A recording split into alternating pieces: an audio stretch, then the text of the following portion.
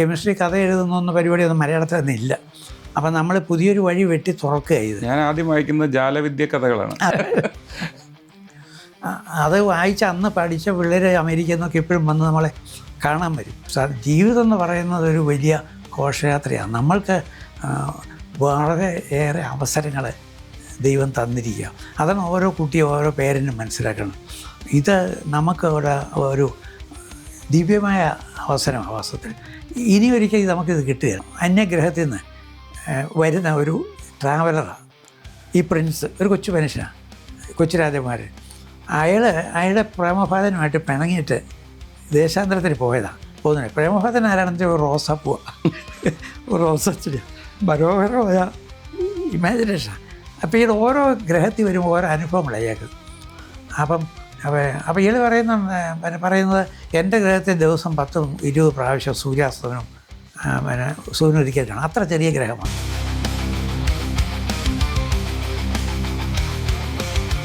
College interview ചെയ്തപ്പോൾ തന്നെ പറയുന്നത് ഇവിടെ MSc ക്ലാസ് എടുക്കണം.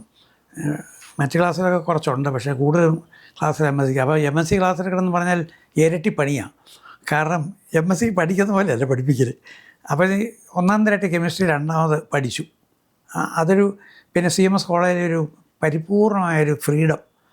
അത് ഇൻ്റർവ്യൂ കഴിയുന്ന ആൾ, ഈ പ്രിൻസിപ്പൽ എന്ന് പറഞ്ഞ ആളോ മാനേജറോ നമ്മളെ കാണുക പോലുമില്ല.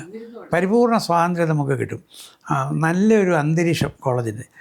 അതെല്ലാം നമുക്ക് പഠിക്കാനോ വളരാനുള്ളൊരു വലിയ അന്തരീക്ഷമായി മാറി. ഒരുപക്ഷെ വേറെ കോളേജിലാണെങ്കിൽ നമുക്ക് ഇത്രയും വളരാൻ സാധിച്ചത് വരികയില്ല. ആ ഫ്രീഡം വളരെ പ്രധാനമാണല്ലോ. വായിക്കാനും പഠിക്കാനും എന്ത് പറയാനും ചിന്തിക്കാനും ഒക്കെ ഉള്ളൊരു ഫ്രീഡം ഉണ്ടത്. ആ കൂടിയാണ് യാദൃശ്യമായി ശാസ്ത്രാർത്ഥ വിഷയത്തിൻ്റെ പ്രവർത്തനം തുടങ്ങുന്നത്. 60കളുടെ ഒരു മധ്യത്തിലാണ്, 70കൾക്ക് മുമ്പാണ്. ഒരുപക്ഷെ കോളേജിൽ പഠിപ്പിൽ വീട്ടുകാരെ നോക്കൽ, കുടുംബം ഭരണം, നമ്മുടെ കുടുംബം പ്രത്യേകം വേണം, നമ്മുടെ അമ്മയുടെ കുടുംബം നോക്കണം, ആ കൂടെ ഈ പൊതുപ്രവർത്തനം. അപ്പം ഇതെല്ലാം കൂടെ ഒന്നിച്ച് കൊണ്ടുപോയത് അത് നമ്മുടെ കുട്ടികളുടെ കാര്യങ്ങൾ നോക്കുക. ഇതെല്ലാം കൂടെ ഒരുമിച്ചൊരു ആക്ടിവിറ്റി ആയിരുന്നു, ഒരു മെഗാ ആക്ടിവിറ്റി എന്ന് നമുക്ക് പറയാം. അത് എല്ലാം നമ്മുടെ പഠിപ്പിച്ചോണ്ടിരിക്കുമല്ലേ? ഏതാ ടീച്ചറും പഠിപ്പിക്കുന്നത്. അതെ, സുഭിച്ചർക്ക് രാവിലെ പോകണം, വാക്കറ്റിനെ വെച്ച് പോകണം, സ്വന്തം കുട്ടികളും. അതെ. അപ്പോൾ അതിനിടയ്ക്ക് ഈ നാട്ടുകാരുടെ മുഴുവൻ പിന്നെ അപ്പോൾ ഇവിടെ സുമ പറയും, ഇവിടെ CIT തൊഴിലാളി മുതൽ വൈസ് ചാൻസലർ വരെ പറയാതെ കയറി വരും. അവർക്കപ്പോൾ കാപ്പി കൊടുക്കണം. ടീച്ചറെ എനിക്ക് അപ്പടി പനിയാണ്, കുറച്ച് കഞ്ഞി ഉണ്ടാക്കി തരാമെന്ന് പറഞ്ഞ് രാത്രി 9 മണിക്ക് പരിഷത്തിൻ്റെ പ്രവർത്തകൻ ഒരിക്കൽ വന്നു, കയറി വന്നു. മാത്യു എന്ന് പറഞ്ഞ ഒരാളാണ്. അപ്പോൾ അവനെ കയറി വരാൻ പറ്റിയത് എന്തുകൊണ്ടാണ്? അവൻ ആ ഒരു ബന്ധം നമ്മൾ മനസ്സുമായിട്ട് നമ്മളോട് ബന്ധമുള്ളതുകൊണ്ടാണ് കയറി വരുന്നത്. അതേ സ്വാതന്ത്ര്യത്തിൽ ഡോക്ടർ ഇബ്ബാലും കയറി വരും. അതാണ് വ്യത്യാസം. അപ്പം ഇതുകൊണ്ട് വലിയൊരു ഗുണം കിട്ടിയതെന്ന് വെച്ചാൽ നമ്മളൊത്തിരി കഷ്ടപ്പെട്ടു. അപ്പോൾ ഈ എല്ലാ രംഗത്തിലുള്ള ഈ മികവ് പുലർത്തണമല്ലോ. അപ്പോൾ എഴുത്തിലാണല്ലോ നമ്മൾ പുതിയൊരു വഴി വെട്ടി തുറക്കുക ചെയ്തത്. കാരണം വെച്ച് കഴിഞ്ഞാൽ കെമിസ്ട്രി കഥ എഴുതുന്ന പരിപാടിയൊന്നും മലയാളത്തിലൊന്നും ഇല്ല. അപ്പം നമ്മൾ പുതിയൊരു വഴി വെട്ടി തുറക്കുക ചെയ്ത്. ഞാൻ ആദ്യം വായിക്കുന്നത് ജാലവിദ്യ കഥകളാണ്. അതെ. എനിക്ക് തോന്നിയത് അത് കൃത്യം ആ സമയത്ത് എന്ത് ചെയ്യണം എന്നറിയത്തില്ലാതെ കെമിസ്ട്രി പുസ്തകത്തിന് മുമ്പിൽ ഇങ്ങനെ ഞെട്ടിരുന്ന സമയത്ത് മറ്റാണ് അത് കാണിക്കുന്നത്. ഇപ്പോൾ മനസ്സിലായി, ഇത് കെമിസ്ട്രി എന്ന് പറഞ്ഞ ടീച്ചർ പറഞ്ഞ സാധനമൊന്നും അല്ലല്ലോ ഈ പറയുന്നേ. ഇത്ര രസമാണ്. ഈ ടീച്ചറിന് ഇത് വായിക്കാൻ കൊടുത്താലോ എന്ന് ഞാൻ ആലോചിച്ചു. ഒരു ആളെ പിന്നെ ഏഷ്യാനെറ്റിലൊരു ഇൻ്റർവ്യൂവിൽ വലിയൊരു ശാസ്ത്രജ്ഞനാണ്, 3-5-6 കമ്പനിയുടെ ഡയറക്ടറൊക്കെയാണ്, കെമിസ്ട്രി ഉപയോഗിച്ച് കാശ് ഉണ്ടാക്കുന്ന പാർട്ടിയാണ്. അപ്പോൾ ഇൻ്റർവ്യൂ പറഞ്ഞിരിക്കുക, ഞാനിങ്ങനെ സ്കൂളിൽ പഠിക്കുമ്പോൾ പരിഷത്തിൻ്റെ പുസ്തകങ്ങളൊക്കെ വായിക്കുമായിരുന്നു. അപ്പോൾ ഒരു ദിവസം യാദൃശ്യമായിട്ട് യൂറിക്കൊക്കെ വായിച്ചാൽ വളർന്നത്. ഒരു ദിവസം യാദൃശ്യമായിട്ട് പ്രൊഫസർ S. ശിവദാസ് കാർബൺ എന്ന മാന്ത്രികൻ എന്നൊരു പുസ്തകം കൈ കിട്ടി. അത് ഞാൻ വായിച്ചുകൂടിയാണ് ഞാൻ കെമിസ്ട്രിയിലോട്ടങ്ങ് മുങ്ങിയതെന്ന്. അപ്പോൾ ഇങ്ങനെ നമ്മുടെ ഇന്നോവേറ്റീവായിട്ട് ഈ ആ രചനകളൊന്നും അന്ന് മലയാളത്തിലില്ല. യുറീക്ക അല്ല, ശരിക്കും അതൊരു യൂറിയായിരുന്നു. അതെ.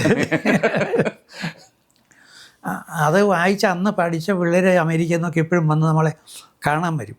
DC ലിറ്ററേച്ചർ ഫെസ്റ്റിവലിന് ഒരു ദിവസം ഇൻ്റർവ്യൂ എല്ലാം കഴിഞ്ഞ് അങ്ങോട്ട് താഴോട്ടിറങ്ങുമ്പോൾ ഒരു 50 വയസ്സുള്ളൊരു സ്ത്രീ ഓടി വന്ന് കെട്ടിപ്പിടിച്ചിട്ട് ഞാനും ഒരു യുറീക്കക്കുട്ടിയാകട്ടോ. അപ്പോൾ എല്ലാവരും കൂടെ ചിരിക്കുക. നമ്മൾ ജീവിതത്തിനെ ഒരു ആഘോഷമാക്കിയാൽ കൊണ്ടുപോയത്. ഒത്തിരി പ്രശ്നങ്ങളും ടെൻഷനുകളും ഒക്കെ വരുമല്ലോ, പ്രത്യേകിച്ച് സാമ്പത്തികമായിട്ട്. കാരണം വെച്ചാൽ അന്നത്തെ കോളേജിൽ അവരുടെ ശമ്പളമൊക്കെ വളരെ മോശമാണ്. പക്ഷെ നമ്മളതൊന്നും വരി ചെയ്തിട്ടില്ല. ഈ നമ്മുടെ മക്കളെ പഠിപ്പിക്കലും ഈ അനിയന്മാരെ ഒക്കെ പഠിപ്പിക്കലും നാട്ടുകാരെ സേവിക്കലും ഇതിൽ നിന്ന് കാശെടുത്ത് പരിഷത്ത് പ്രവർത്തനവും ഒക്കെ ചെയ്ത് അതിനിടയ്ക്ക് ഈ അയൽവക്കത്തൊക്കെയുള്ള ചില പിള്ളേരെ പഠിപ്പിക്കാൻ നമ്മളെ ഏൽപ്പിക്കും കൊടുക്കുന്നത്. നമ്മൾ ജോസഫ് എന്ന് പറഞ്ഞ ആളുടെ പുള്ളിയുടെ വളർത്തച്ഛനാണ്. പുള്ളിയെ കൊണ്ട് വെച്ച് അനിയാ ഇവൻ്റെ കാര്യം ഒന്ന് നോക്കുക, എനിക്ക് ഇതിനെപ്പറ്റി ഒന്നും അറിയാൻ മേല. അപ്പോൾ തൊട്ടടുത്തൊരു റൂമിൽ കക്ഷിയെ താമസിപ്പിച്ചു. കക്ഷിയും ചോറിനാൻ പല ദിവസവും കാണും. ഈ ഒരു മനുഷ്യബന്ധം ഉണ്ടല്ലോ, ഇതെല്ലാം ഈ ജീവിതത്തിൽ കൂടെ നമ്മൾ അറിയാം. അപ്പോൾ ഒരുപക്ഷെ കോളേജിൽ നമ്മൾ ഏറ്റവും പെർഫെക്റ്റായിട്ട് അത് പഠിപ്പിക്കും. പിന്നീട് അതിൻ്റെ ഡിപ്പാർട്ട്മെൻറ്റിൻ്റെ ഭരണമൊക്കെ നടത്തി. മറുവശം നമ്മുടെ കുട്ടികളെ പഠിപ്പിച്ചു, നമ്മുടെ കുടുംബാംഗങ്ങളെ പഠിപ്പിച്ചു, നാട്ടുകാരുടെ കുട്ടികളെയും പഠിപ്പിച്ചു. ഈ കൂടെ തന്നെ ചില 3-4 പേര് ഉച്ചയ്ക്ക് ഉണ്ണാനൊക്കെ കാണും, ഇങ്ങനെയൊക്കെയുള്ള ആൾക്കാർ, ബന്ധുക്കളൊക്കെ ആയിട്ടുള്ളത്. ആ കൂടെ നമ്മുടെ പരിശുദ്ധ പ്രവർത്തനം, എഴുത്തും നമ്മുടെ ഇന്നോവേഷൻ, ക്രിയേറ്റീവ് വർക്കുകളൊക്കെ ചെയ്തു. അപ്പോൾ ഒരു ഈ ബഹുമുഖമായൊരു ജീവിതം എന്ന് പറയുമ്പോൾ അതിൻ്റെ ഒരു ത്രില്ലുണ്ട്. നമ്മൾ ജീവിച്ചു പോകുമ്പോൾ നമ്മൾ മാസങ്ങളോ വർഷങ്ങളോ ഒന്നും അറിയുന്നില്ല. നമുക്കെപ്പോഴും ചെറുപ്പമാണ്. ഇപ്പോഴാണ് ചിലർ വന്നിട്ട് നമുക്ക് 85 വയസ്സായി എന്ന് പറയുമ്പോൾ അത്രയായോ എന്ന് നമുക്കൊരു തോന്നൽ വരുന്നു. ഈ വർഷങ്ങൾ പോകുന്നത് നമ്മൾ അറിയില്ല. ഒരു 4-5 വർഷം മുമ്പാണെന്ന് തോന്നുന്നു, ഒരു ദിവസം പെട്ടെന്ന് കെമിസ്ട്രി ഡിപ്പാർട്ട്മെൻറ്റിൽ നിന്ന് ഒരാൾ ഇവിടെ വന്നു. എന്നിട്ട് പറഞ്ഞു, സാറേ ഡിപ്പാർട്ട്മെൻറ്റിൽ വരുന്നു വരാമോ, സാറ് പിടിപ്പിച്ച ഒരാളവിടെ വന്നിട്ടൊന്ന് സാറിനെ കാണണമെന്ന് പറയുന്നു. എന്നിട്ട് പെട്ടെന്ന് ഞാൻ ഡ്രസ്സ് ചെയ്ത് പെട്ടെന്ന് അവിടെ ചെന്നു. അവിടെ ചെന്നപ്പം നമ്മുടെ ഒരു സ്റ്റുഡൻറ്റ് റീച്ചൽ എന്ന് പറഞ്ഞ ഒരാളാണ് ഹെഡ് ഡിപ്പാർട്ട്മെൻറ്റ്. പ്രിൻസിപ്പൽ ഇരിപ്പുണ്ട്, ഒരാളും ഇരിപ്പുണ്ട്. അപ്പോൾ ഞാൻ ചെറുതാണോട് ഓടി വന്ന അദ്ദേഹം എന്നെ കെട്ടിപ്പിടിച്ചു. കെട്ടിപ്പിടിച്ചു, അയ്യോ ഡോക്ടർ സുബ്രഹ്മണ്യനാണ് പുള്ളിയുടെ പേര്, IIT റിട്ടയർഡ് പ്രൊഫസറാണ്, വലിയ സയൻറ്റിസ്റ്റാണ്. അപ്പോൾ എന്നിട്ട് എന്നെ കെട്ടിപ്പിടിച്ചുകൊണ്ട് അടുത്ത് കസേരയിൽ ഇരുത്തിയിട്ട് പറയും, അന്ന് ആ പഠിപ്പ് എനിക്ക് ഓർഗാനിക് കെമിസ്ട്രി പഠിക്കണമെന്നായിരുന്നു ആഗ്രഹം, സാറിനെ പഠിപ്പിക്കുക. കാരണം അന്ന് ആ റസർപ്പിൻ എന്ന് പറയുന്ന സർപ്പഗന്ധിക്കത്തുള്ള ആൾക്കാർ അത്ര കോംപ്ലിക്കേറ്റ്, അതത്ര രസകരമായിട്ടത് പഠിപ്പിച്ച് എൻ്റെ സാറിൻ്റെ ആ ചിരിയൊക്കെ കാണാമായിരുന്നു. എനിക്ക് ഭയങ്കര ഇഷ്ടമായി. ഇപ്പോഴും അത് ഞാൻ ഓർക്കുന്നുണ്ട്. എന്തൊക്കെ പറയുമ്പോൾ സാറുമാർക്ക് ഞാൻ അത്ഭുതപ്പെട്ടിരിക്കുക. അപ്പോൾ ഒരു യങ്ങായിട്ടുള്ളൊരു പ്രൊഫസറെ തിരിഞ്ഞ് പ്രിൻസിപ്പലെ നേരെ തിരിച്ചു, സാറേ ശിവസാറ് സുബ്രഹ്മണ്യ സാറിനെ പഠിപ്പിച്ചപ്പം സാർ എവിടെയായിരുന്നു, ആ സാർ ഏത് കൊള്ളയിലായിരുന്നു ചോദിക്കുന്നത്. അപ്പം പ്രിൻസിപ്പലെ തലയെ കൈവച്ചോണ്ട്, അയ്യോ ഞാൻ ജനിച്ചിട്ടില്ല. ഞാൻ ജനിച്ചിട്ടില്ല എന്ന് അദ്ദേഹം പറയുമ്പോഴാണ് ഞാനോ ഇത്രയും വർഷങ്ങൾ കടന്നു പോയതെന്ന് ഓർക്കും. കാരണം 62 പുള്ളിയെ പഠിപ്പിച്ചത്. പുള്ളി റിട്ടയർ കൊല്ലം കുറേയായി. പ്രിൻസിപ്പൽ വളരെ എങ്ങാണ്, 28 വയസ്സേ ഉള്ളൂ. അപ്പം ഇത്രയും വർഷം കടന്നു പോയല്ലോ നമ്മൾ വിചാരിക്കുക. അപ്പോൾ ഈ ജീവിതം എന്ന് പറയുന്നത് ഒരു വലിയ ഘോഷയാത്രയാണ്. നമ്മൾക്ക് വളരെ ഏറെ അവസരങ്ങൾ ദൈവം തന്നിരിക്കുക. അതാണ് ഓരോ കുട്ടിയും ഓരോ പേരൻറ്റും മനസ്സിലാക്കണം. ഇത് നമുക്ക് ഒരു ദിവ്യമായ അവസരമാണ് വാസ്തവത്തിൽ. ഇനി ഒരിക്കലും നമുക്കിത് കിട്ടുകയില്ല, റിപ്പീറ്റ് ചെയ്യാൻ പറ്റില്ല. അപ്പോൾ കിട്ടുന്ന ഓരോ നിമിഷവും വളരെ പ്രധാനമാണ്. അത് നമ്മൾ ബിൽഗേറ്റ്സ് പറഞ്ഞ പോലെ പിന്നെ ഈ മരിക്കുമെന്ന് അറിഞ്ഞുകൊണ്ട്, നിങ്ങൾ നാളെ മരിക്കുമെന്ന് അറിഞ്ഞുകൊണ്ട് ഇന്ന് ജീവിക്കുക. അദ്ദേഹം അങ്ങനെ ജീവിക്കുമ്പോൾ ഓരോ ദിവസവും ഏറ്റവും പർപ്പസ്ഫുള്ളായിട്ട് ഏറ്റവും നന്നായിട്ട് ഉപയോഗിക്കണം എന്നുള്ളതാണ്. ഈ MT വാസുദേവൻ മഞ്ഞ എന്നുള്ള നോവലിലൊരു സർദാർജിയുണ്ട്. അപ്പം സർദാർജി ഹാർട്ടെല്ലാം പോയി തകർന്ന് കിടന്ന് എപ്പം വേണേൽ മരിക്കാൻ റെഡിയാണ്. അപ്പോൾ പുള്ളി ഓരോ ദിവസവും രാവിലെ എഴുന്നേറ്റ് ഈ നോക്കും, കൈയും കാര്യമൊക്കെ നടക്കി. അപ്പോൾ ജീവനുണ്ട്, മരിച്ചിട്ടില്ല. അപ്പോൾ പെട്ടെന്ന് ഈ നായികയോട് ചെന്ന് പറയുന്നുണ്ട്, മാഡം അവനെ ഒരു ദിവസവും കൂടെ കിട്ടിയിരിക്കുന്നു, ദൈവത്തിന് നന്ദി, ഒരു ദിവസവും കൂടി ബോണസായിട്ട് കിട്ടിയിരിക്കുന്നു, അത് നമുക്ക് സന്തോഷിച്ച് ജീവിക്കാം. അപ്പോൾ ഈ ഓരോ ദിവസവും ഓരോ നിമിഷവും ദൈവത്തിൻ്റെ ബോണസാണെന്ന് ഉള്ളൊരു തിരിച്ചറിവ്, ഇത് നാളെ നമുക്ക് കിട്ടുകയില്ല എന്നുള്ളൊരു തിരിച്ചറിവ്. അപ്പോൾ ഈ ജീവിതത്തിന് വലിയ വിലയുണ്ട്. അത് നമുക്ക് കിട്ടിയിരിക്കുന്നൊരു വലിയ അവസരമാണ്, ഒരു നിയോഗമാണ്, ദിവ്യമായൊരു നിയോഗമാണ് ശരിക്കും പറഞ്ഞാൽ. എന്നുള്ളൊരു തിരിച്ചറിവാണ് ഈ കുട്ടിക്കും അധ്യാപകനും രക്ഷിതാവിനും ഉണ്ടാകുന്നത്. അതുണ്ടായിക്കഴിഞ്ഞാൽ നമ്മൾ ഈ പറയുന്ന റെസ്പോൺസിബിലിറ്റി എന്നൊക്കെ പറയുന്നത്, ലക്ഷ്യബോധം എന്ന് പറയുന്നത് ഒക്കെ തന്നെ വരും. അങ്ങനെയുള്ള ഒരു കുട്ടിക്ക് അല്ലെങ്കിൽ ഒരു ടീച്ചർക്ക് ടെൻഷൻ ഉണ്ടാകുകയില്ല. കാരണം പർപ്പസ് ഉണ്ടല്ലോ, ജീവിക്കാൻ പർപ്പസ് ഉണ്ടല്ലോ. വളരെ മഹത്തായൊരു പ്രവർത്തനം ഞാൻ ചെയ്യുന്നൊരു തിരിച്ചറിവുണ്ടല്ലോ. ആ തിരിച്ചറിവുള്ള ആൾക്ക് ദുഃഖിക്കേണ്ട ആവശ്യമില്ല ഇവിടെ. ആ ഒരു പക്വതയിലോട്ട് നമ്മൾ ഈ കുട്ടികളെ വളർത്തുക എന്നുള്ള വലിയൊരു യജ്ഞം തന്നെയാണ്. സാറിൻ്റെ അക്കൂട്ടത്തിൽ ചോദിക്കട്ടെ, സാറിന് 2 മക്കളാണ്.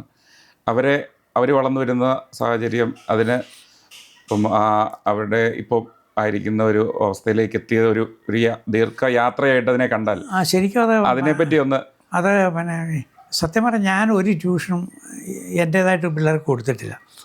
പിന്നെ സുമയാണ് ഈ താഴ്ന്ന ക്ലാസ്സിൽ പിള്ളേരെ ശ്രദ്ധിച്ചിരിക്കുന്നത്.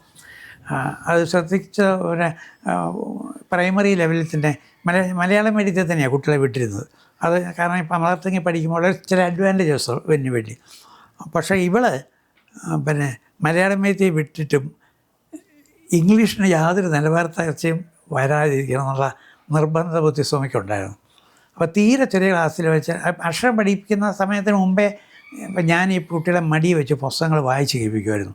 അങ്ങനെ ഈ അക്ഷരം പഠിക്കുന്നതിന് മുമ്പ് തന്നെ കുട്ടികൾ വായിച്ച് കേൾക്കുകയും വായനാശീലം അവർക്കുണ്ടാകുകയും ചെയ്യുന്നൊരു ഇതിലോട്ട് നമ്മൾ കൊണ്ടുപോയി കുട്ടികളെ പുസ്തകത്തിനോടുള്ള സാധനം. അപ്പോൾ ബുക്ക് കൾച്ചർ എന്ന് പറയുന്നത് നമ്മൾ കൊച്ചിലെ വളർത്തിയെടുത്തു. പുസ്തകത്തിനെ ബഹുമാനിക്കുകയും സ്നേഹിക്കുകയും ചെയ്തു. പിന്നെ മൂത്തവനെ പഠിപ്പിക്കുമ്പം കുട്ടിക്കഥകളും ചിത്രങ്ങളെന്ന് പറഞ്ഞൊരു കഥ ഇങ്ങനെ വായിച്ച് കേൾപ്പിക്കുമായിരുന്നു. 100 പ്രാവശ്യം വായിച്ച് കേൾപ്പിച്ചൊരു കഥ. അവസാനം ഈ വാചകം മുഴുവൻ ഇവന് കാണപ്പെടാം. അക്ഷരം പഠിച്ചിട്ടില്ല, 3 വയസ്സ് തികഞ്ഞിട്ടില്ല. അപ്പോൾ ഇവിടെ ഒരു ദിവസം 2-3 ഗസ്റ്റ് വന്നു. അപ്പോൾ ഞാൻ ബാത്റൂമിൽ ഇവിടെ അടുക്കള എന്തോ പണിയുക വർക്കിൻ്റെ സാർമാരാ നമ്മുടെ ഒരു പ്രസംഗത്തിന് വിളിക്കാമെന്ന്. അപ്പോൾ ആരെങ്കിലും വന്നാൽ വിളിച്ചകത്ത് കയറ്റി ഇരുത്തി എന്തെങ്കിലും കുശലം പറയണമെന്ന് ഇവനറിയാം. ഇന്ന് മഴ പെയ്തൊന്നും ചോദിക്കണമല്ലോ. അപ്പോൾ ഇവനെ കയറ്റി ഇരുത്തപ്പോൾ ഇവന് കുശലമൊന്നും വരുന്നില്ല. അപ്പോൾ പെട്ടെന്ന് ഇവൻ ചോദിച്ചു, ഞാനൊരു പുസ്തകം വായിച്ച് കേൾപ്പിക്കട്ടെ എന്ന്. അപ്പോൾ ഇവർക്ക് ശരിയാണ്, ഇവൻ്റെ വയസ്സ് അറിയാമല്ലോ അവർക്ക്. ശരിയെന്ന് പറഞ്ഞു. അവന് ഷെൽഫിൽ പുസ്തകം ഇരിപ്പുണ്ട്. ആ പുസ്തകം എടുത്തു. അപ്പോൾ ഇന്ന് 3-4 പേരിരിക്കുന്നതിൽ ഏറ്റവും സുന്ദരനായ വ്യക്തിയെ നോക്കി അവൻ്റെ വിചാരം ഈ പുസ്തകം വായിക്കുന്ന ഒരാളുടെ മടിയിരിക്കണമെന്ന്. അയാളുടെ മടിയിലോട്ടങ്ങ് കയറിയിരുന്നു. അപ്പോൾ അയാൾ ഇവനെ ഇങ്ങനെ കെട്ടിപ്പിടിച്ചുകൊണ്ടിരുന്നു. ഇവനെ പുസ്തകം മറിച്ച് ആദ്യത്തെ കഥയെടുത്ത് ഓരോരുത്തരെടുത്ത് താറാക്കുഞ്ഞ് മുട്ട വിരിഞ്ഞ് പുറത്തിറങ്ങി. ഒരു തെറ്റുമില്ല. അടുത്ത പേജ് മറിച്ചു. ഒരു കോഴിക്കുഞ്ഞും പുറത്തിറങ്ങി. കംപ്ലീറ്റ് കഥയും വായിച്ച് കേൾപ്പിച്ചു. അവരും അത്ഭുതപ്പെട്ടു പോയി. ഞാൻ വരുമ്പോൾ അവർ പറഞ്ഞു, മോൻ ആദ്യത്തെ കഥ വായിച്ച് കേൾപ്പിച്ചു, നന്നായിരുന്നു, ഒരു തെറ്റുമില്ലായിരുന്നു. അത് ഞാൻ പറയാൻ അവൻ അക്ഷരം അറിയാമല്ലോ. അത് ഞങ്ങൾക്കറിയാൻ അവൻ കഥ വായിച്ച് കേൾപ്പിച്ചു. എൻ്റെ സംഭവം അറിയുമോ, ഞാൻ ഈ കഥ പറഞ്ഞു കൊടുക്കും വായിച്ച് കേൾപ്പിക്കുമ്പം ഇവൻ ഈ ചിത്രത്തിലോട്ട് നോക്കും. അപ്പോൾ ഓരോ പേര് ചിത്രം വരുമ്പോൾ എന്താണെന്ന് അവനറിയാം. ഇതാ വാസ്തുത ഏറ്റവും വലിയ ഭാഷാ പഠന ടെക്നിക്ക് എന്ന് പറയുന്നത്. ഗുഹാമനുഷ്യർ ഇങ്ങനെയാണല്ലോ. അപ്പം അങ്ങനെ മലയാള പുസ്തകം വായിക്കുന്ന സ്വഭാവം 2ാം ക്ലാസ്സൊക്കെ ആകുമ്പോൾ തന്നെ വന്നു. പക്ഷേ ഇംഗ്ലീഷ് വായിക്കുന്ന സ്വഭാവമില്ല. അപ്പോൾ ഇവൾ വിട്ടില്ല, നിർബന്ധിച്ച് സ്കൂളിൽ നിന്ന് ഗ്രേഡ് റീഡിങ് ബുക്സ് കൊണ്ടുവരും. ഉടനെ ഇവരെ പിടിച്ചു. പണ്ടതെല്ലാം ഉണ്ടായിരുന്നു. അത് എഴുതുന്ന വലിയ വലിയ ആൾക്കാരെഴുതി. ഷെപ്പേർഡ് സാർവൊക്കെ എഴുതിയിരിക്കുന്നത് പിന്നെ ഷേക്സ്പിയറുടെ കഥയൊക്കെ എടുത്തിട്ട്. പക്ഷേ ഓരോ ക്ലാസ്സിനും വരുന്ന വൊക്കാബുലറിൽ എഴുതിയിരിക്കുന്നത് കണ്ട പുസ്തകം കണ്ട നമ്മൾ തൊടുകരകയിൽ അതുപോലെ മോശമായിട്ടുള്ള പ്രൊഡക്ഷൻ, കവർ പോലുമില്ല. പക്ഷേ അതിൻ്റെ അകത്ത് ആ വേർഡ്സ് ഉണ്ടല്ലോ, മീനിങ്, സെൻറ്റൻസ് പെർഫെക്റ്റാണ്. അപ്പം ആദ്യം മടിയായിരുന്നു, വായിച്ച് കേൾപ്പിക്കും, മനസ്സിലാക്കി കൊടുക്കും. കുറച്ച് കഴിഞ്ഞപ്പോൾ അവർ ഇംഗ്ലീഷും മലയാളവും ഒരുപോലെ വായിക്കാൻ തുടങ്ങി. അതൊക്കെ ഏത് ക്ലാസ്സിലാണ്? അതൊരു UP ലെവലിലാണ്. പിന്നെ അവർ മാതൃക വന്നാൽ ഞാൻ എടുക്കുന്നതിന് മുമ്പ് തന്നെ ചാടി എടുക്കാൻ തുടങ്ങി. മാതൃക വായിച്ചപ്പോൾ ആ സ്വഭാവത്തുള്ളൂ. പത്രം വന്നാലും ഊസി പിടിച്ച് ആദ്യം വായിക്കണം, അങ്ങനത്തെ സ്വഭാവം വന്നു. എഞ്ചിനീയറിംഗ് കോളേജിൽ പോയി വന്നവരെ ഇവിടെയൊക്കെ പഠിക്കുമ്പോൾ ഞാൻ ആ പുസ്തകം എടുത്ത് കൊടുക്കുന്നത് ഇന്ന ബുക്ക് നല്ലതാണ് വായിക്കുന്നു. ബഷീറൊക്കെ മുഴുവൻ കാണാപ്പടം ആണ് വായിച്ച്, കടന്ന ചിരിക്കും വായിച്ച്. പക്ഷേ എഞ്ചിനീയറിംഗ് കോളേജിൽ ചെന്ന് കഴിയുമ്പോൾ ഇവർ എന്നെ ഫോൺ ചെയ്യാൻ തുടങ്ങി. അച്ഛാ ഇന്ന ബുക്ക് വായിച്ചിട്ടുണ്ടോ? അപ്പോൾ ഞാൻ വായിച്ചിട്ടില്ല. അയ്യോ അത് മോശമാണ്, അത് വായിക്കണം, തീർച്ചയായിട്ടും വായിക്കണം എന്ന് പറഞ്ഞ് കോൺപൂർ IIT നിന്ന് ഒരിക്കൽ ഒരു പുസ്തകം എടുത്ത് അതിൻ്റെ ഫോട്ടോ കോപ്പി എടുത്ത് ഇളയ മോനെ അയച്ചു. ഈ പുസ്തകം ലോകത്തിലെ ഏറ്റവും വലിയ ബാലസാഹിത്യ കൃതിയാണ് ലിറ്റിൽ പ്രിൻസ്. അച്ഛാ ഇത് വായിച്ചില്ല പിന്നെ എന്തിനാണ് ബാലസാഹിത്യകാരനായിട്ടിരിക്കുന്നത്? സംഗതി വായിച്ചോ ശരിയാണ്, അതിഗംഭീരൊരു ചിൽഡ്രൻസ് ലിറ്ററേച്ചറൊന്നും അല്ലത്, ഒരു ഫിലോസഫിക്കൽ സാധനമാണ്. അതെവിടെ അവൻ കോൺപൂർ IIT നിന്ന് ഇംഗ്ലീഷ് അല്ല ഈ ബുക്ക് ഇറ്റാലിയൻ നോവലാണ്, എൻ്റെ ഇംഗ്ലീഷ് തർജ്ജമയാണ്. ഞാനത് വായിച്ചെൻ്റെ എനിക്കങ്ങ് ബോധമൊന്നുമില്ല വായിച്ച്, അത്ര ഞാൻ എലേറ്റഡായി. എൻ്റെ കഥ ഒരു പിന്നെ അന്യഗ്രഹത്തിൽ നിന്ന് വരുന്ന ഒരു ട്രാവലറാണ് ഈ പ്രിൻസ്. ഒരു കൊച്ചു മനുഷ്യനാണ്, കൊച്ചു രാജകുമാരൻ. അയാളുടെ പ്രേമഭാതനുമായിട്ട് പിണങ്ങിയിട്ട് ദേശാന്തരത്തിന് പോകുന്നത്. പ്രേമഭാതൻ ആരാണെന്ന് വെച്ചാൽ ഒരു റോസാപ്പൂവ, ഒരു റോസച്ചെടിയാണ്, മനോഹരമായ ഇമാജിനേഷനാണ്. അപ്പോൾ ഈ ഓരോ ഗ്രഹത്തിൽ വരുമ്പോൾ ഓരോ അനുഭവങ്ങൾ അയാൾക്ക്. അപ്പോൾ ഇയാൾ പറയുന്നത് എൻ്റെ ഗ്രഹത്തിൽ ദിവസം 10-20 പ്രാവശ്യം സൂര്യാസ്തമനം സൂര്യനൊരിക്കൽ കാണാം. അത്ര ചെറിയ ഗ്രഹമാണ്. ഭൂമി വന്നു കഴിയുമ്പോൾ ആദ്യം ഒരു ഗ്രഹത്തിൽ ചെല്ലുമ്പോൾ അവിടെ ഒരാളിരുന്ന് ഇങ്ങനെ കണക്കെഴുതുക. അപ്പം നിങ്ങളെന്നെ ചെയ്യുന്നത് ഞാൻ കണക്ക് ശല്യപ്പെടുത്തരുത്, കണക്ക് തെറ്റിപ്പോവും. അല്ല എന്നാലും ഒന്ന് പറഞ്ഞ് നിർബന്ധിക്കുമ്പം പറയും അതെ ഈ ലോകത്തിലുള്ള മുഴുവൻ നക്ഷത്രങ്ങളുടെ കണക്കെടുത്തുകൊണ്ടിരിക്കുക. ഇതെന്തിനാണ് കണക്കെടുക്കുന്നത്? അത് ഞാനാണ് കണ്ടുപിടിച്ചത്.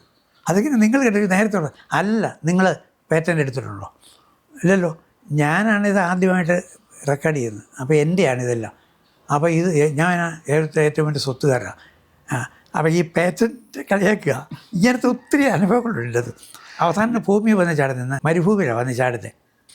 മരുഭൂമി ചാടി ആരുമില്ല. ഇയാൾക്ക് ഏകാന്തം സഹിക്കാൻ മേല. ഭയങ്കര പ്രേമമാണ് ഉള്ളിരിക്കുന്നത്. ഒരു സ്ഥലത്ത് വന്ന് കഴിയുമ്പോഴത്തേക്ക് ഒരു മനുഷ്യനെ കാണും.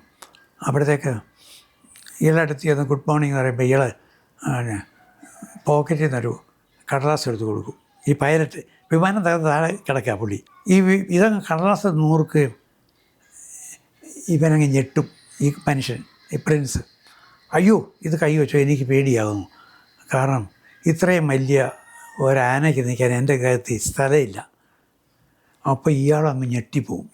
ഇപ്പം ഈ പൈലറ്റ് എന്നാ കാര്യം എന്നറിയുമോ? ഇയാൾക്ക് 1-2 വയസ്സും മറ്റുള്ളപ്പം ഇയാൾ വരച്ച ചിത്രമായത്.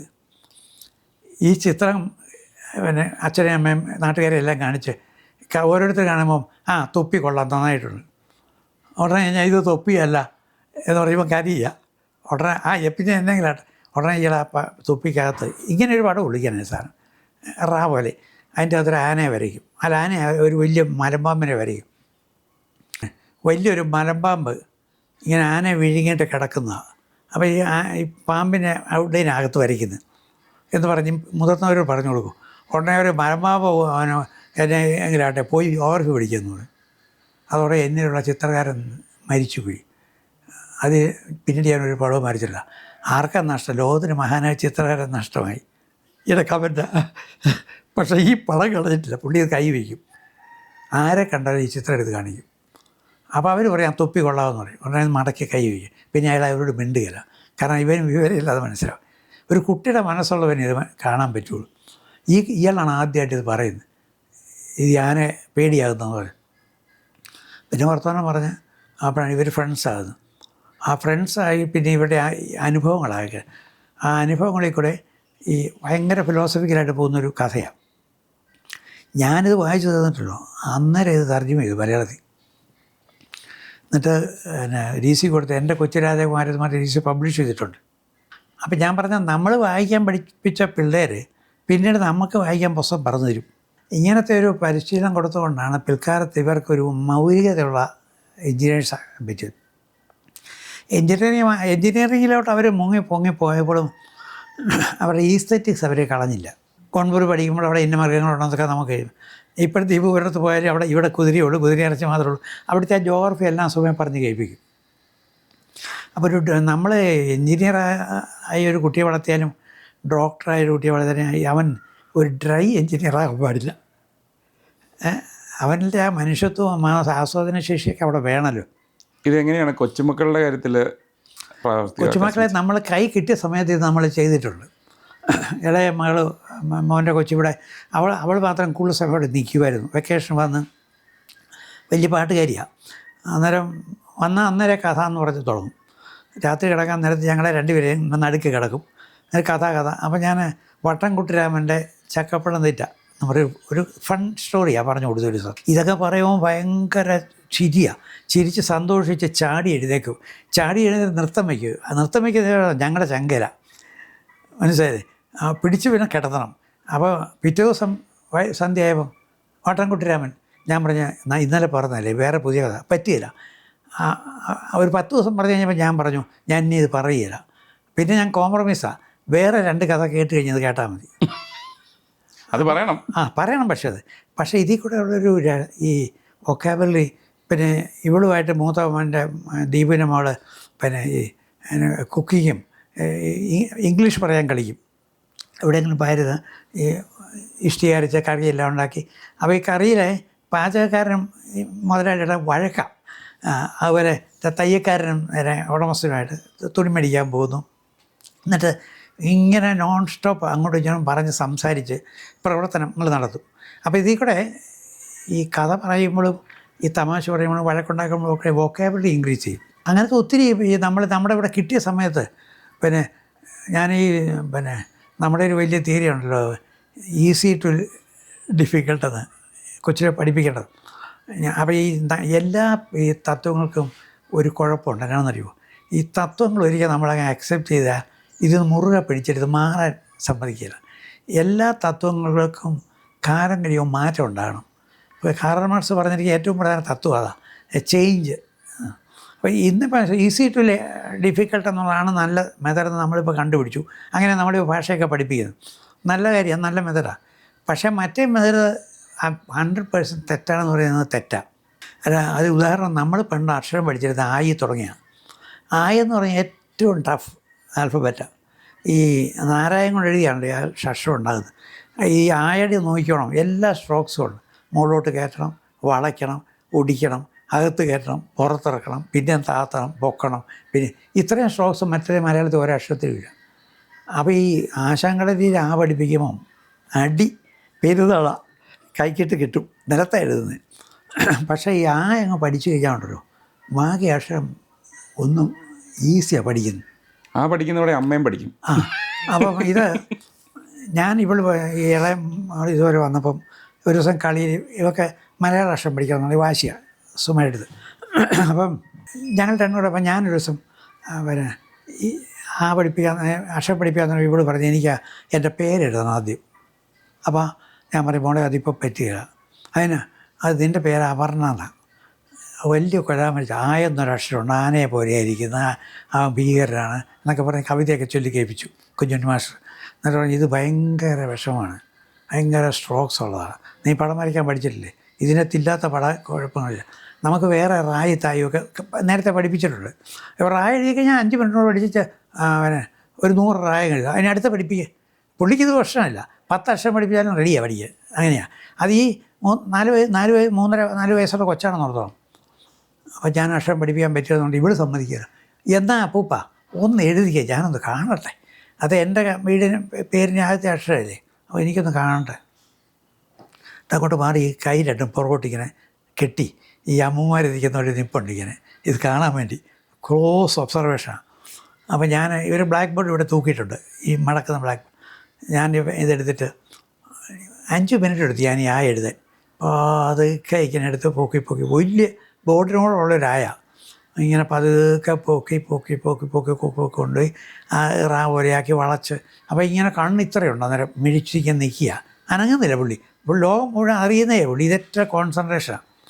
അങ്ങ് എഴുതി തീർത്ത് ഞാനൊരു ദീർഘശ്വാസം വിട്ട് ഈ ചോക്ക് അവിടെ താഴെ വെച്ച ഉടനെ ഇവളുടെ റിയേഷനാണെന്നറിയോ, ഇത്രയേ ഉള്ളൂ എന്ന് പറഞ്ഞ് ഓടിക്കൊണ്ട് നല്ല റെസ്റ്റ് എടുത്തത് അങ്ങ് തുടച്ചിട്ട് നമ്മൾ പറഞ്ഞാൽ വിശ്വസിക്കില്ല. ആ ചോക്ക് എടുത്തിട്ട് ഞാൻ എഴുതിയാലും വൃത്തിയായിട്ട് വലിയ ആനയോടുള്ളൊരായ അവളവിടെ എഴുതി. നമ്മുടെ EVPയിലെ ഈ ഭാഷാധ്യാപകരുടെ ഒരു ക്ലാസ്സിൽ ഞാൻ ഈ കഥ പറഞ്ഞപ്പോൾ അവർ പറഞ്ഞു, സാറേ ഇത് ഞങ്ങളോട് പറഞ്ഞിരിക്കട്ടെ, ഇത് വേറെ ഒന്നും പറയരുത്, കാരണം ആരും വിശ്വസിക്കില്ല, ഞങ്ങൾ പഠിപ്പിക്കുന്ന എല്ലാ തത്വങ്ങൾക്കെതിരാണ് സാറ് പറയുന്നത്, ഞങ്ങൾക്കിത് അംഗീകരിക്കാൻ പറ്റിയില്ല. അപ്പം ഞാൻ പറഞ്ഞത് ഈ ട്രെയിനിങ്ങിൻ്റെ പ്രാധാന്യം ഇതെന്തുകൊണ്ടാണ് ഇവൾക്ക് സാധിച്ചെന്നുള്ളത് ഞാൻ പിന്നീട് പഠിച്ചു. എന്താണെന്നറിയുമോ, കിൻഡർ ഗാർട്ടനിലെ ഒരു വലിയൊരു കളിയായി പടം വരയ്ക്കരുത്. എന്നാ സാധനം കൊടുത്താലും പിള്ളേർ വരയ്ക്കും. അവസാനമാകുമ്പോൾ ഒരു സാധനം മേശപ്പുറത്ത് കൊണ്ടുപോയി അവർ നോക്കി വരയ്ക്കും. അപ്പോൾ ഈ സ്ട്രോക്സ് ഉണ്ടല്ലോ, ഈ കൈകൊണ്ട് ഈ വളയ്ക്കാനും തിരിക്കാനും പിടിക്കാനും പൊക്കാനും താത്താനും ഒക്കെ ഉള്ളതല്ല അവർക്ക് ഓൾറെഡി കയ്യിലുണ്ട് ആ കഴിവുകൾ. അതെന്നാണ് ഭാഷയിലേക്കും. അപ്പോൾ ആ നഷ്ടം കണ്ടപ്പോൾ അവരെ സംബന്ധിച്ച് അതൊരു ചിത്രമാണ്. അതെ, ലിപി എന്ന് പറയുന്നത് അങ്ങനെയാണല്ലോ.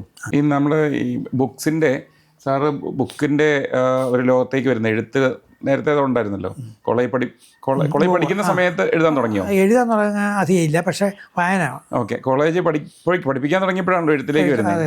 പിന്നെ യുറേക്ക, അതുപോലെ തന്നെ ശാസ്ത്രാസാഹിത്യ പരിഷത്തിൻ്റെ പ്രവർത്തനങ്ങൾ, അത് എത്രത്തോളം ഈ പറയുന്ന ഒരു ശാസ്ത്ര എന്താ പറയുന്നത് ഒരു അവബോധം മാതാപിതാക്കൾക്കും കുട്ടികൾക്കും ഇമ്പോർട്ടൻ്റ് ആണ്, ഒരു നല്ല ഒരു മിടുമിടുക്കനായിട്ടുള്ള ഒരു കുട്ടിയെ നമ്മൾ ഫോം ചെയ്യുന്നതിന്? അത് ഈ ഒരു good teacher should be A good writer.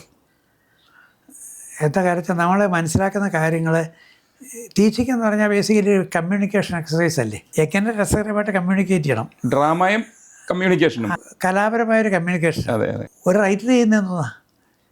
ഇപ്പം ജാലവിദ്യ കഥകൾ വായിച്ചെന്ന് പറഞ്ഞില്ലേ, എന്തൊരു ട്രൈയും പറ്റിയില്ല സത്യം പറഞ്ഞത്. ആ സാധനത്തിനെടുത്ത് ഒരു കലാരൂപമാക്കി മാറ്റുകയല്ലേ നമ്മൾ ചെയ്യുന്നത്. അപ്പം നല്ല അധ്യാപകൻ രസകരമായിട്ട് ക്ലാസ്സിൽ പഠിപ്പിച്ചാൽ, എന്ത് വിഷയം പഠിപ്പിച്ചാലും ഒരു കഥാപ്രസംഗം പോലെ നമുക്ക് തോന്നണം. അവിടെ ഈ കലയും അഭിനയവും പിന്നെ പാട്ടും സംഗീതവും എല്ലാം വരുന്നുണ്ട് അവിടെ. കെമിസ്ട്രി പഠിപ്പിച്ചാലും ഇങ്ങനെ തന്നെയാണ് പഠിപ്പിക്കേണ്ടത്. അങ്ങനെയാകുമ്പോൾ ആസ്വദിക്കും. മുകളിലോട്ട് ചെല്ലുമ്പോൾ ഈ പ്രൈമറി പഠിപ്പിക്കുമ്പോൾ അത്രയും ഈ കലാപരിപാടികളൊന്നും ആവശ്യമില്ല. മുകളിലോട്ട് ചെല്ലുമ്പോൾ കുറച്ച് മതി. കുറച്ച് കൊണ്ടുവന്നാൽ ഹൈസ്കൂളിൽ വരുമ്പോൾ അതൊരു 50% ആക്കുക. കോളേജ് ചെല്ലുമ്പം ഇതിനാവശ്യമില്ല. കാരണം ഇതെല്ലാം തന്നെ കണ്ടുപിടിക്കാനുള്ള കപ്പാസിറ്റി വരും. ഒരു നർമ്മബോധമുള്ള ഈസ്റ്ററ്റീസുള്ള സാറ് പഠിപ്പിച്ചാൽ മതി. അപ്പോൾ അവിടെ തന്നെ ഉദാഹരണങ്ങളൊക്കെ വരും. പുസ്തകത്തിലുള്ള ഉദാഹരണങ്ങളല്ലാത്ത ഉദാഹരണങ്ങൾ വരും. ഈ ശരിക്കും സാറന്മാർക്ക് പുറത്താണ് ഞാൻ പറഞ്ഞത്. ഇപ്പം അധ്യാപകർ സ്വാഭാവികമായിട്ടും അങ്ങനെയൊരു അവരുടെ തൊഴിലിൻ്റെ ഭാഗമായിട്ടുണ്ടാകണം. പക്ഷെ മാതാപിതാക്കൾക്കും ഇന്നത്തെ കാലത്ത് അങ്ങനെ ഒരു അവബോധം ഇല്ലെങ്കിൽ, ഇപ്പോൾ ഞാൻ കാണുന്നത് ഇന്ത്യയിൽ പല സംസ്ഥാനങ്ങളിൽ യാത്ര ചെയ്യുമ്പോഴും പല സ്കൂളുകൾ വിസിറ്റ് ചെയ്യുമ്പോഴൊക്കെ ഞാൻ കാണുന്നത് ഒരു പരിധി വരെ ഇതിനെ ഡ്രൈവ് ചെയ്യുന്നതിൽ ഇന്നത്തെ കാലത്ത് മാതാപിതാക്കൾക്ക് വലിയ റോളുണ്ട്. അവർ they are making it dry. മാതാപിതാക്കൾ പരീക്ഷയ്ക്ക് വേണ്ടി മാത്രം മതി എന്നുള്ള ഇതിൻ്റെ ഫ്ലഷ് ആൻഡ് ബ്ലഡ് എടുത്ത് കളയാൻ അവർ നോക്കുന്നത്. തിരിച്ചാണ് വേണ്ടതെന്നുള്ളത് അത് അവരുടെ ഉത്തരവാദിത്വമാണല്ലോ. അത് ഈ അമ്മ ആ കണക്ക് പഠിപ്പിച്ചാലും അമ്മ ചിരിച്ചുകൊണ്ട് കണക്ക് പഠിപ്പിച്ചാൽ കുട്ടിയും ചിരിച്ചുകൊണ്ട് പഠിക്കും. അമ്മ ഗൗരവമായിട്ട് എടുത്താൽ കുട്ടിയും ഗൗരവമായിട്ട് എടുക്കും. അപ്പോൾ അമ്മ കുക്കിംഗ് ചെയ്യുന്ന സമയത്ത് ഒരു പാട്ട് പാടാവുമ്പോഴുണ്ടല്ലോ, കുട്ടി ഈ പാട്ടിനെയും കുക്കിങ്ങിനോട് ഇൻ്റഗ്രേറ്റ് ചെയ്തോളൂ. ഇപ്പോൾ ദോശ ഇടാനൊക്കെ പഠിപ്പിക്കുന്ന എന്തൊരു എൻജോയ് ചെയ്താണെന്നല്ലോ. സുമ കൊച്ചുങ്ങളെ പഠിപ്പിക്കുമായിരുന്നു 2 പേരും. അതങ്ങോട്ട് എൻജോയ് ചെയ്താണ് പഠിക്കുന്നത്. അവസാനം ഒരു നല്ല ദോശ ചുടുമ്പോഴുള്ള ഒരു റിലേഷൻ ഉണ്ടല്ലോ. ഇപ്പം മൂത്തവളാണോ ഇളയവളാണോ അവളിങ്ങനെ ദോശ ഇടാൻ പഠിക്കണം എന്ന് പറഞ്ഞ് വഴക്കിന് വന്നു. അപ്പോൾ ഇവള് പറഞ്ഞു, കൊച്ചു പിള്ളേർ ദോശ ഇടും, അത് തുട്ട് ദോശ ഒരു കോയിനോടുള്ളത് വെച്ചിട്ട്. അതെന്താ അങ്ങനെ? അതങ്ങനെയാണ്. ശരി, അമ്മ പറഞ്ഞുകൊണ്ട് സമ്മതിച്ചു. അതിനാണെന്ന് വെച്ചാൽ ഈ ദോശമാവ് കളയാതിരിക്കാനാണ്. അത് ചെറിയ ഒരു 2 തുള്ളി ഒഴിച്ച് ചുട്ടു, കുറച്ച് വലുതാക്കി. അപ്പോൾ ഞാൻ ദോശ ഇടാൻ പഠിക്കുകയാണെന്ന് അവിടെ വിളിച്ചു പറഞ്ഞു ഇവള്. അപ്പൂപ്പിന് ദോശ ഞാനത് തരാൻ പോണെന്ന്. അപ്പോൾ ഞാനിവിടെ ഇരുന്ന് പറഞ്ഞു, എങ്ങനെ ഇരിക്കും, ഓസ്ട്രേലിയ ആണോ അമേരിക്കയാണോ കൊണ്ടുവരാൻ പോണത്? അത് ഷേപ്പ് കളിയാക്കിയതാണ്. അപ്പോൾ കുറേ ദിവസമായി ഇവൾ ഈ കളിക്കുന്നു ദോശ പിടിയിൽ. അന്നത്തെ ദിവസം ദോശ ചുട്ടുകൊണ്ടുപോകാൻ ഞാൻ ഞെട്ടിപ്പോയി. കറക്റ്റ് സർക്കിളിൽ കറക്റ്റ് ദോശ ഇടാനായിട്ട് ഒത്തിരി സ്റ്റെപ്പുകൾ വേറെ ഉണ്ട്. അത് സുമ ഇങ്ങനെ പറഞ്ഞു കൊടുക്കുന്നുണ്ട്. ഒരു പ്രാവശ്യം കൈകൊണ്ട് ഞാൻ തിരിക്കുക, അവൾ തിരിച്ച് clockwise anticlockwise ചെയ്ത്, അതെപ്പോഴും വെറുതെ ചാമ്പി കൊണ്ട് ഞെക്കരുത്, ഒഴിക്കുന്നത് ചൂട് ഒഴിക്കുക, ഇങ്ങനെ ഒരു 100 കാര്യം ഇവിടെ വേറെ പഠിപ്പിക്കുന്നുണ്ട്. കുറേയൊക്കെ ചെവി കയറും അവരുടെ, കുറേ കയറുകയില്ല. പക്ഷേ ഒരു ദോശ ചുടിയിലിനെ ഒരു പ്രോജക്റ്റാക്കി മാറ്റുക. ആ പ്രോജക്റ്റിൽ കൂടെ ഒത്തിരി സയൻസ് പഠിക്കുന്നു. ഒത്തിരി കൈകൊണ്ട് ഡെക്സ്റ്ററിറ്റി എന്ന് പറയും, കൈവിരലിൻ്റെ ആ കഴിവ് ഉപയോഗിക്കാന്ന്. പിന്നെ ഒരു ക്രിയേറ്റിവിറ്റി. ഒരു ദോശ സ്വയം ചുടുമ്പം ആ കുട്ടിക്കുണ്ടാകുന്ന ഒരു ആഹ്ലാദം ഉണ്ടല്ലോ. ഞാൻ ചുട്ട ദോശ എന്ന് പറയുന്നതിന് പ്രത്യേക ടേസ്റ്റാണ്. അതാണ് പിൽക്കാലത്ത് റോക്കറ്റ് വിടുമ്പോഴും ഉണ്ടാകുന്നത്. ടീച്ചേഴ്സ് എന്താണോ പഠിപ്പിക്കേണ്ടത് അതിനെപ്പറ്റി നല്ലൊരു ബോധം മാതാപിതാക്കൾക്ക് ആദ്യം ഉണ്ടാവണം. മാതാപിതാക്കൾക്ക് ഒന്നാമത് മനസ്സിലാക്കേണ്ടത് ഇത് രസിച്ചാണ് പഠിക്കേണ്ടതെന്നുള്ളത്. ഇത് നാശം, ഇനി ഇത് കണക്ക് ചെയ്യണോ ഞാൻ എന്ന് വെച്ച് സാറിനെ പ്രായിക്കൊണ്ട് ഹോംവർക്ക് ചെയ്യുന്ന ഒരു അല്ല വേണ്ടത്. തിരിച്ചാ അത് നീ ഇത് പഠിച്ചാൽ നിനക്കുള്ള ഗുണങ്ങൾ എന്നാണെന്നൊക്കെ കുട്ടിക്ക് നേരത്തെ ഉണ്ടാകണം ഒരു ലക്ഷ്യം. കുട്ടിയുടെ കൂടെ അവർ ട്രാവൽ ചെയ്യണം, അവരും കൂടെ പഠിക്കണം. ഈ 1ാം ക്ലാസ്സിൽ പിന്നെ കുട്ടി പഠിക്കുമ്പം കൂടെ അമ്മയും അച്ഛനും പഠിക്കണം. അത് എന്നാലേ അത് ശരിയാവുള്ളൂ. പിന്നെ നീ നിരന്തരം ടീച്ചേഴ്സായിട്ട് ഇവർ ഇൻട്രാക്ട് ചെയ്യണം. സ്കൂളിൽ പോകണം, വഴക്കുണ്ടാക്കാനല്ല, അവർക്ക് എങ്ങനെ സഹായിക്കാൻ പറ്റുമെന്ന് പഠിക്കാനാണ്. ഈ മാറുന്ന സാഹചര്യത്തെ പറ്റി അവർ വായിക്കുകയും പഠിക്കുകയും ചെയ്യണം, അപ്ഡേറ്റ് ചെയ്യണം. പിന്നെ ഏറ്റവും പ്രധാനമായിട്ട് അവർ പഠിക്കേണ്ട ഇന്നത്തെ ലോകം. ഇനി പഠിച്ചാൽ വല്ല ജോലിയും കിട്ടുമോ? വേറെ ചോദിക്കുന്ന ജോലി പണ്ടത്തിന് 100 ഇരട്ടിയാണ്. ഈ AI വന്ന ജോലിയെല്ലാം അങ്ങനെ രാഷ്ട്രീയകര പ്രസംഗം കേട്ടില്ലേ, 35% പേരെ പിരിച്ചുവിടും. കമ്പ്യൂട്ടർ വരുമ്പോൾ ഇത് തന്നെ പറഞ്ഞതാണ്. എല്ലാ ഇൻസ്ട്രുമെൻറ്റ്സ് വരുമ്പോഴും കൊയ്ത്തുമതി യന്ത്രത്തിനായിട്ടൊക്കെ സാധനം ചെയ്തതല്ലേ. ഓരോ യന്ത്രങ്ങൾ വരുമ്പോഴും പുതിയ ഓപ്പർച്യൂണിറ്റീസാണ് വരുന്നത്. ട്രാക്ടർ ഓരോ ഓപ്പർച്യൂണിറ്റി കൂടുക അവിടെ ചെയ്യുന്നത്. അപ്പോൾ AI വന്നാൽ ആരാ AI ഉണ്ടാക്കുന്നത്? നമ്മൾ തന്നെയല്ലേ ഉണ്ടാക്കുന്നത്. നമ്മുടെ തലവട്ടല്ലേ ഇതെല്ലാം ഉണ്ടാക്കുന്നത്. നമ്മൾ മെഷീൻ്റെ അടിമയാകും എന്നൊക്കെ പറയുന്നത് ഒരർത്ഥമില്ല. മുകളിലേക്ക് പോകണം, നമ്മളതിനും വീണ്ടും വികസിക്കണം നമ്മുടെ ബുദ്ധി. മെഷീൻ തന്നെ അടിമയാകുന്നത് എപ്പോഴാണ്? ആ മെഷീനെ മാത്രം ഡിപ്പെൻഡ് ജീവിക്കുന്നത്. മെഷീനെ ഉണ്ടാക്കാൻ തന്നെ എങ്ങനെ അടിമയാകുന്നത്? അതിനുള്ള കഴിവിലേക്ക് അടുത്ത തലമുറ എത്തിക്കണം. അതാണ്. അപ്പോൾ അവിടെ ആ ക്രിയേറ്റിവിറ്റി എന്ന് പറയുന്നതിൻ്റെ പ്രാധാന്യം അവിടെയാണ്. അപ്പോൾ ഇതെങ്ങനെ മാതാപിതാക്കൾക്ക് പറഞ്ഞു കൊടുക്കും? ഇപ്പം സാറിൻ്റെ മക്കളെ മിടുമിടുക്കരാക്കാം എന്ന് പറയുന്നത് സാറിൻ്റെ ഒരു മാസ്റ്റർ പീസ് വർക്കായിട്ട്, പേരൻറ്റിങ്ങിലും പ്രത്യേകിച്ച് എഡ്യൂക്കേഷനിൽ എനിക്ക് തോന്നുന്നു അതൊരു ഏറ്റവും ഞാൻ വിശ്വസിക്കുന്നത്. അതിന് ഇപ്പോൾ പേരൻസിനെ പഠിപ്പിക്കാൻ ഒറ്റ വഴിയുള്ളൂ. ഈ നിരന്തരമായ ഇൻട്രാക്ഷൻ, ഈ ക്ലാസ് PTA ഉണ്ടാകണം. ആ ക്ലാസ് PTA നിരന്തരമായിട്ട് ഇൻട്രാക്ട് ചെയ്യുകയും ഈ കാര്യങ്ങൾ കുട്ടികൾ എന്താ ഇന്ന് ചെയ്തതെന്ന് പറഞ്ഞു കൊടുക്കുകയും അതെന്തിനാണ് ചെയ്തതെന്ന് മനസ്സിലാക്കുകയും ചെയ്യുന്ന ഒരു അന്തരീക്ഷം ഉണ്ടാകണം. അത് വ്യാപകമായിട്ട് പള്ളിക്കൂടത്തിൽ മാത്രമല്ല, പിന്നെ ഇപ്പോൾ കുടുംബശ്രീയിലും പത്രങ്ങളിലും എല്ലാ മീഡിയയിൽ കൂടെ ഈ പേരൻസ് പഠിക്കേണ്ട ഒരു ആവശ്യങ്ങൾ, പിന്നെ ഒരു സക്സസ്ഫുൾ പേരൻ്റ് അനുഭവങ്ങൾ പറഞ്ഞു കൊടുക്കണം. അങ്ങനെയൊക്കെയുള്ള ഒരു നിരന്തരമായ പഠനത്തിൽ കൂടെ മാത്രമേ ഇത് സാധിക്കുകയുള്ളൂ. ഇപ്പോൾ പള്ളിയിൽ പ്രസംഗിക്കുമ്പോൾ ഈ വിഷയം എടുത്ത് അച്ഛന് പ്രസംഗിക്കാമല്ലോ. അങ്ങനെ നമ്മളൊരു ടോട്ടൽ മോട്ടിവേഷൻ പേരൻസിന് കൊടുത്തെങ്കിൽ. ഇപ്പോൾ പേരൻ്റ് ആകാൻ ക്വാളിഫിക്കേഷൻ ഒന്നും വേണ്ട. പോലീസ് ആകാനും 10ാം ക്ലാസ് പണ്ട് പാസ്സാകണം, ഇപ്പം അതും പോരാ, പിന്നെ ഡിഗ്രി വേണമെന്ന് എനിക്ക് തോന്നുന്നത്. അച്ഛനാകാൻ ഒരു ഡിഗ്രിയും വേണ്ട. അത് വാസ്തവത്തിൽ നിരോധിക്കേണ്ടതാണ്. മിനിമം ഇന്ന ക്വാളിഫിക്കേഷൻ വേണമെന്ന് വരേണ്ടതല്ലേ? മിനിമം PG ഇല്ലെങ്കിൽ 2 വർഷം പ്രവൃത്തി പരിചയവും. പിന്നെ നമ്മൾ ഇന്ത്യയിലുള്ള പേരൻസ് ഒട്ടും പിന്നെ അധൈര്യപ്പെടേണ്ട ആവശ്യമില്ല. കാരണം ലോകത്ത് മാൻ പവർ ഷോർട്ടേജാണ് ഇപ്പോഴും. ഈ ചൈനയിൽ ഇന്ത്യയിൽ ജനങ്ങളുള്ളൂ. അപ്പം NIA വന്നാലും മാൻ പവർ ഈസ് മസ്റ്റ്. അതില്ലാതെ പറ്റിയില്ല. മാൻ പവർ എവിടെ നിന്നാണ് കിട്ടുന്നത്? ഇപ്പം ജപ്പാനിൽ കമ്പനി വർക്ക് ചെയ്യുന്നതും UK വർക്ക് ചെയ്യുന്നതും എല്ലാം ഇന്ത്യക്കാർ ചെന്നാ. നമ്മുടെ കഴിവുകൾ അതിലേക്ക് വീണ്ടും നമ്മുടെ മാൻ പവർ സ്ട്രെങ്തൻ ചെയ്യുക എന്നുള്ള